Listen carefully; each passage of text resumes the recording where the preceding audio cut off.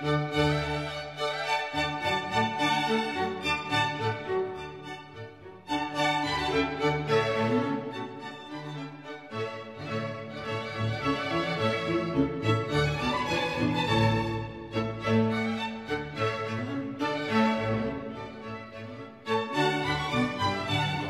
1895, en Davenport, Iowa, en Estados Unidos, Daniel David Palmer descubrió de forma azarosa cómo la posición de una vértebra podía influir sobre la capacidad de audición de una persona que trabajaba en su consulta, que se dedicaba a limpiar su consulta. Harvey Lillard fue el primer paciente quiropráctico, recibió el primer ajuste.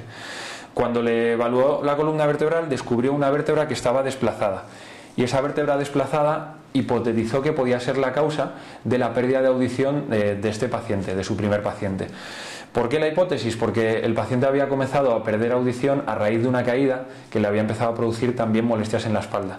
Entonces Daniel David Palmer descubrió la posición de la vértebra como un bulto en la espalda, corrigió la posición y a raíz de ese momento, de una forma realmente muy sorprendente, Harvey Lillard recuperó una parte importante de su audición.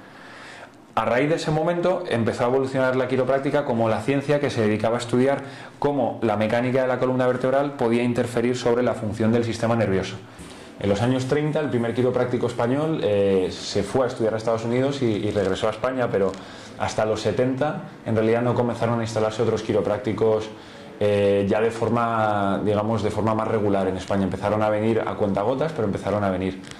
En el 86 se establece la Asociación Española de Quiropráctica, que hace el rol de colegio, regulando, digamos, la integración de los quiroprácticos que ejercen en España para asegurarse de que sean quiroprácticos titulados, con una formación universitaria. A partir de ahí la quiropráctica va creciendo, pero de forma lenta, hasta que se alcanza una masa crítica en los 90 de unos 100 quiroprácticos, y a partir de ahí se intenta buscar una integración parecida a la que hay en otros países donde se empieza a reconocer la quiropráctica como profesión sanitaria. Esto ocurre en Francia, ocurre ya en el 2000 y algo en Italia, 2007 en particular, ocurre en Bélgica, en los países del norte, Suecia, Dinamarca, Finlandia, en el Reino Unido, y España se va quedando atrás. El reconocimiento de la profesión tiene que venir por parte del Ministerio de Sanidad, con quien hemos tenido conversaciones. Bueno, yo era muy joven, pero desde los años 80 en realidad, con los distintos ministros del PSOE, del PP, y he llegado a tener reuniones en los últimos años, y no hay digamos, una oposición a ello. El problema no es que se opongan al reconocimiento, sino que tampoco hay una voluntad. Probablemente no hayamos alcanzado una masa crítica de quiroprácticos todavía como para poder ser un núcleo de presión que pueda pedir esos derechos.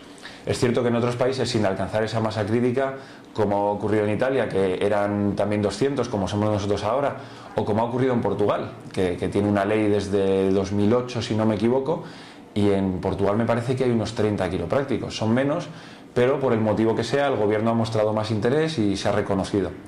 Entonces, habría dos pasos. Por un lado, reconocer la profesión como sanitaria, y por otro lado, reconocer los estudios, que de momento son estudios privados en España.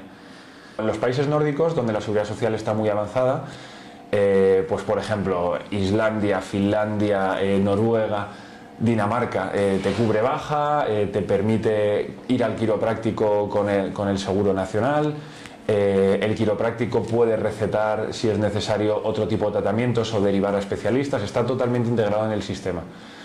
Esto sobre todo en los países nórdicos, también existe en Inglaterra o en Estados Unidos, solo que sus sistemas de salud pública sabemos que no son exactamente el modelo nuestro.